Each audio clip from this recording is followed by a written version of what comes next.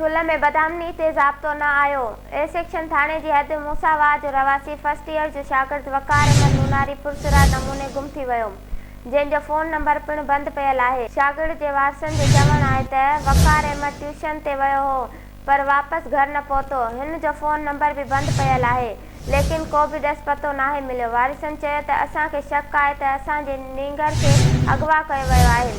हुननि एसएसपी जैकमाबाद ऐं वस वारनि खे अपील कई आहे त नींगर वकार नूनारी जी ॻोल्हा में मदद कई वञे।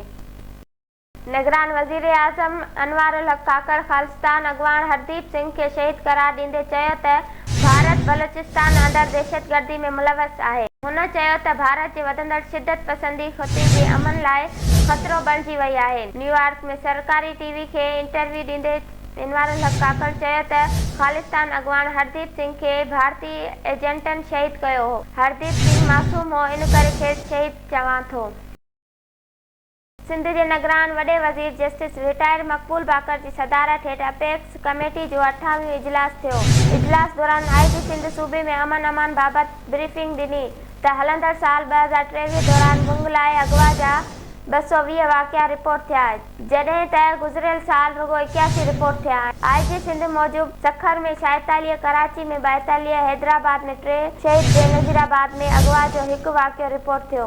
अपेक्स कमेटी जे इजलास दौरान ब्रीफिंग ॾिनी वई त सिंध में 60 ॾोहारी आहिनि, बाक़ी क़बाइली माण्हू आहिनि। 60 ॾोहारियुनि जी लिस्ट तयार कई वई आहे। ऑपरेशन में उन्हनि धाड़ेलनि ऐं ॾोहारियुनि खे निशानो बणायो वेंदो।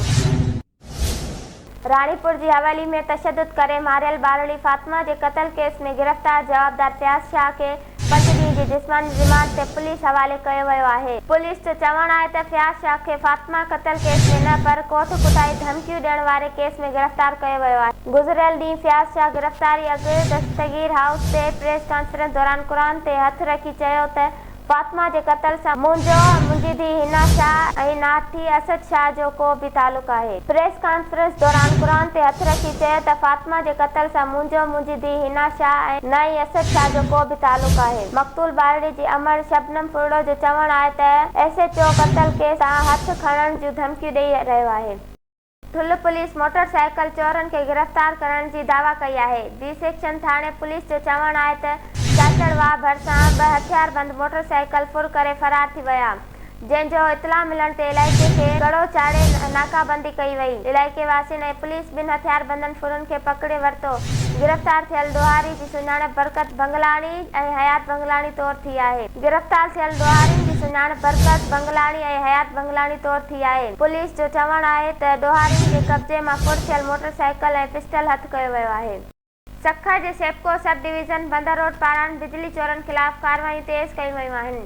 सेप्को एलएस फरहान माको जी अॻवानी में वारीतड़, शमशाबाद, वर्कशॉप रोड समेत मुख़्तलिफ़ इलाइक़नि में ऑपरेशन कयूं वयूं ऐं सवनि जी तादाद में गैर क़ानूनी हलंदड़ बिजली जूं तारूं कटियूं वयूं आहिनि।